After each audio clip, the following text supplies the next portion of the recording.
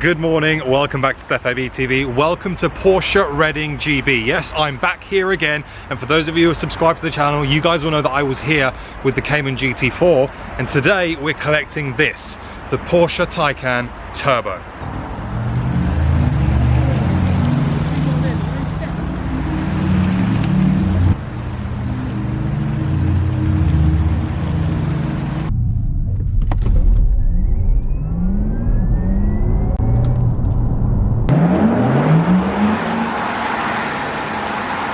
Now the first thing I'm going to try in this car is a launch control. We're on a national speed, so it's wet. This will be interesting.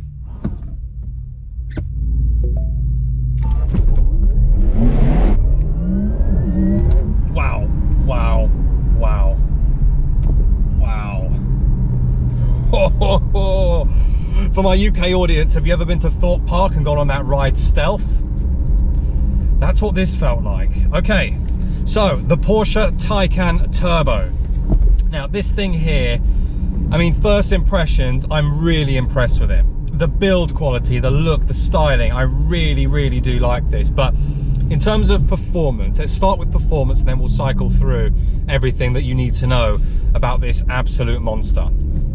Performance in this car has 625 brake horsepower. It's kind of the electrical energy equivalent. It has 850 Newton meters of torque. And when you launch it, power goes up to 680 bhp. Now that is crazy, absolutely crazy. Definitely the fastest EV I've had on the channel. Now, what does all that translate into? Now, 0 to 62 miles per hour in this thing, and this is the turbo, happens in just 3.2 seconds. The Turbo S will deliver it in 2.9. This is where it gets even more hilarious, is that 0 to 100 miles per hour in this will be done in 6.9. Now, in terms of the way this delivers its power, it's got a, in the rear of the car, we've got a, in the rear axle, if you like, we've got a two gear motor, if you like. And on the front of the car, we've got a 1 gear motor. And when you couple them all together, I mean, look at this. I mean, I'm doing 20 miles an hour, straight to 60.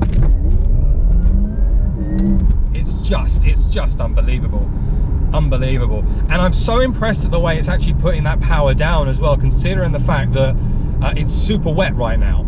It probably does have something to do with the fact that this car weighs 2.3 tons, so it's a heavy old barge, but my word, does it not feel heavy. I mean, this is that low down torque, because it's instant with electric. Look, 37 miles per hour, 60.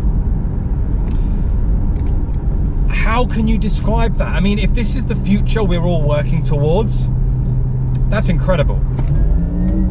Unbelievable power. And because of course it's EV, that throttle response is instant. You get all 850 Newton meters of torque delivered to you with an instant. You don't have a peak power band, no, it's just all that power at once.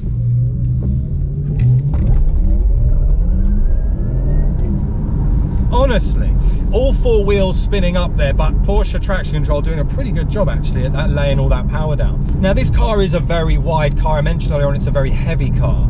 This car also runs 20-inch wheels. It has 10 pop pistons, and yeah, they are 9J wheels on the front and 11J on the rear. Now for a 2.3 ton car, it really does hold the road relatively well.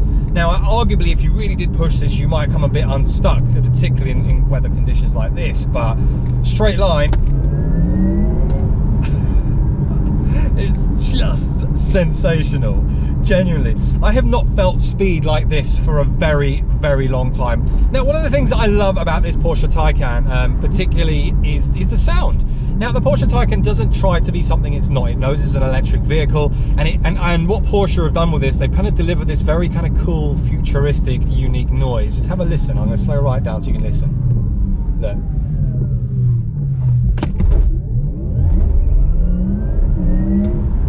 You hear that? It's awesome.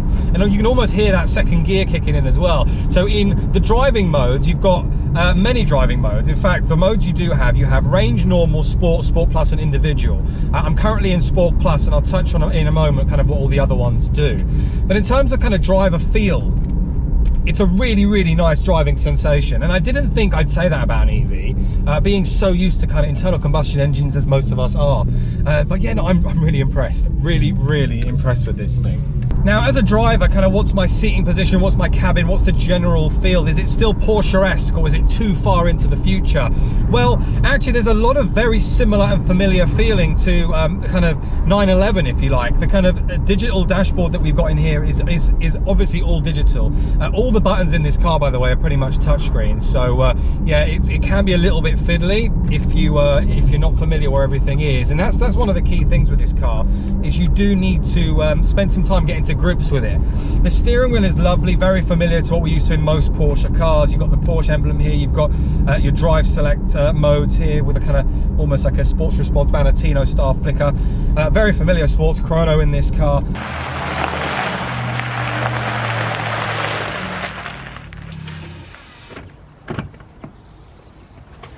Now, we should probably talk about styling, right? And price, because I think price is the big one. How much does the Porsche Taycan Turbo actually cost you? Well, this specific car in Volcano Grey, which looks great by the way, starts at £115,000. Now once you start to chuck all the options in, the price hikes up to £131,000. It's a lot of money. Now in terms of styling, I definitely think the Porsche Taycan looks its best from the front. I love these kind of headlights. They're not too big, they're not the traditional 911 oval shape, they're a new style. We still get these nice big haunches though, which definitely make you feel like you're driving a Porsche. Now we take a look at the rear of the car, and of course being an EV you've got no exhaust. However, I still do think this has a very predominantly Porsche shape to it. Those kind of really wide rear arches which house the 11J wheels do look really good. Of course, with all Porsche models you get this very large spoiler which kind of opens up depending on how fast you're going to give you additional rear downforce. In terms of your side profile, you get these huge 20-inch wheels, and of course these alloys, they're not caps that you can remove, they're there specifically to provide additional aero. You've got massive white 10-piston calipers here with huge discs. You can't see them because they're hidden, but they do a flipping good job in stopping you. Oh. Now in terms of rear space and rear seat comfort, first of all let's start with the seats, because they're the same as the front. They've got really, really good bolstering. It is only a two-seater here at the back, and in terms of kind of headroom, I'm 6'1" and my head is pretty much touching the top, and that's because of this kind of sloping roof which helps with aero and drag, but it does compromise my passenger ride. I do have plenty of leg room here though, and this front seat is pushed back quite far. In fact, it's even further back than my driving position. And then of course you've got a bit of storage space in here. You get yourself two cup holders here with a nice armrest, and of course a very tactile digital display for your heated seats and climate control. In terms of kind of the center console, if you like, you've got this, the entire car is very, very touchscreen. So you've got this kind of mouse pad here, which you can move up and down if you don't want to touchscreen on this main screen. You have all of your climate control buttons here. You can kind of control your music, you can access the sat nav, you can do all of that kind of cool stuff. Now the screen itself is nice. I think it's a 10 or a 12 inch, I need to double check, but yeah, it's quite intuitive, but you do need to spend some time learning it. So for example, you can turn the electronic sounds on and off through here. You can do the regeneration as well, change all the driving modes. So again, in terms of your driving modes, you've got a range mode, which its kind of main purpose is only to save as much range as possible, so the car lowers itself. The normal mode, again, similar story, just kind of normal driving. Sport and Sport Plus is where it kind of really does kick in. So as I mentioned earlier on, Sport and Sport Plus, the auto regen is always on, whereas in range and normal you can turn it off. Also interestingly as well with the Taycan is that the gear selector is just here. So you've got the parking button here, and you've also got your reverse, neutral and drive buttons all here. There's also plenty of ability to kind of customize with things on the wheels, such as, you know, changing things around if you wanted to see, you know, G-forces. You've got so much customization on here. It's really, really intuitive, and it really, really is cool. Now you also here on the steering wheel have the auto regen button, which you can press, and that effectively in your natural and range mode you can turn auto regen on through here. All in all, a very, very nice car.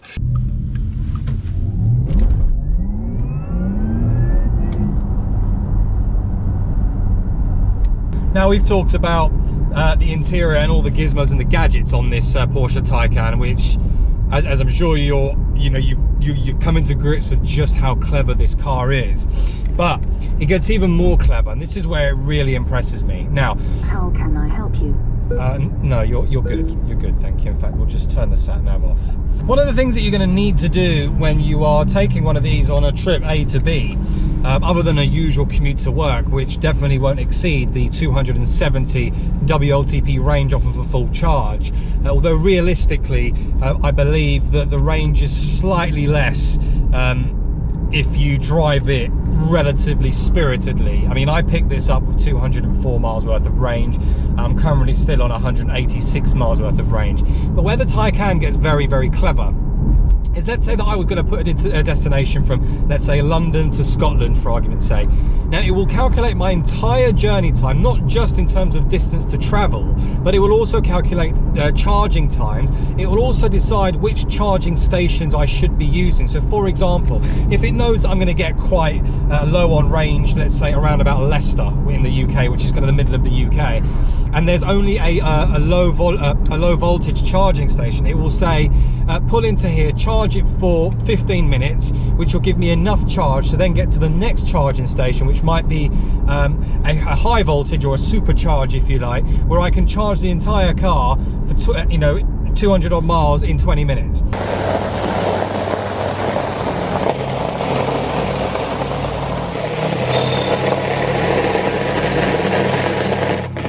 I also forgot to mention, as part of the kind of practicality element of the Taycan, is that you get two boots. You get one in the front and one in the rear, and of course the reason behind that is because there's no engine. The engine is effectively its batteries.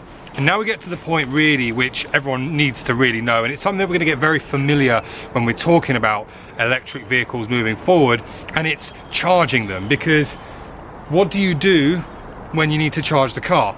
Now, with the Taycan, you've got three options. You've got your usual kind of 3-pin plug socket that you plug into the wall, feed the cable into one of the two charging points which are either side of the car, and you would turn it on, and it will go from 0 to 100% charge in 9 hours. Now, if you were to have access to, for example, a wall mount plug, or you were to have access to, a lot of these kind of charging stations across the UK, which are effectively kind of your 50 kilowatt hour chargers, that will then effectively charge this car from 5% to 20% in 93 minutes. But if you have access to the mega chargers or your superchargers, which is effectively your 240, 340 kilowatt hour charger, this will charge the Taycan from 5% to 80% in just 23 minutes. Now, there are specific variables which you need to take into account, particularly with electric vehicles. Weather is one of them. If it's too cold outside, then the battery itself will suffer from range depletion, if you like. So you might charge it overnight, and actually where you should have your 270 miles worth of range, you might actually find that you've got far less because the battery isn't warm. However, Porsche are very, very clever in this. The Taycan itself is very, very good at battery thermal management, which means that if it's too cold and you've got this in charged overnight, it will almost kind of preheat the battery to optimal temperature, and it will use the grid's electricity rather than its own batteries to get it to that optimal temperature to give you the best range every morning. And the same is said for if it's too hot. It will cool the battery down, again, giving you optimum temperature to get the most range from it. Now, when we're talking about these kind of big Ionity chargers, which is effectively the megawatt supercharge packs, there's only 11 or 12 or so in the country at the moment, which means that to find one, it's pretty scarce. And that brings me on to that final point of the network itself is just going to grow, and the EV network in itself is going to get very vast. So what do we think? Have Porsche nailed it with the Porsche Taycan Turbo? I think they have. For their first kind of standalone product, I think it's a brilliant thing. You know, the Turbo S is slightly more punchy, but they both have the same battery, they both have the same performance. The only real difference is when you pump the launch control. The Turbo S really kind of pushes itself to over 700 horsepower, which is absolutely crazy performance. But for me, I really like this car. I think I'll definitely see myself driving more EVs in future, particularly actual performance car EVs, and I think that's where it's important, because at the moment it's all about kind of getting your mass market vehicles out there, but in terms of genuine true performance cars, I think that's the only one really at the moment. Obviously you had the Tesla P100D, that is now being superseded by the Tesla Model S Plaid.